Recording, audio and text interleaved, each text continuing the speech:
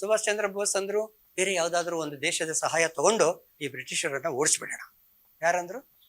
ಸುಭಾಷ್ ಚಂದ್ರ ಬೋಸ್ ಅಂದ್ರು ಹಿಂಗೆ ಬೇರೆ ದೇಶದವರ ಸಹಾಯ ತಗೊಂಡು ಬ್ರಿಟಿಷರನ್ನ ಓಡಿಸಿದ ಮೇಲೆ ಆ ಬೇರೆ ದೇಶದವರು ಸಹಾಯ ಕೊಟ್ಟಿರ್ತಾರಲ್ಲ ಅವ್ರು ನಮಗೆ ಏನಾಗ್ತಾರೆ ಅಷ್ಟೇ. ಕರೆಕ್ಟ್.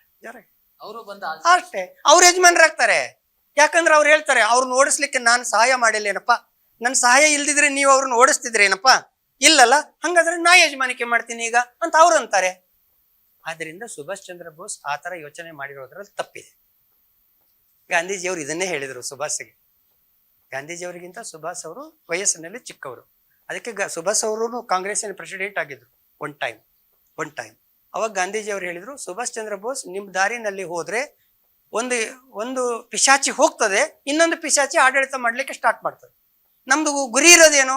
ಯಾರೂ ಪಿಶಾಚಿ ಇರಬಾರ್ದಿಲ್ಲ, ಯಾವ ಪಿಶಾಚಿನೂ ಬೇಡ, ಕೆಂಪು ಮೂತಿದು ಬೇಡ, ಇನ್ನೊಂದು ಮೂತಿದು ಬೇಡ ಅನ್ನೋದು ನಮ್ದು ಗುರಿ ಇದೆ.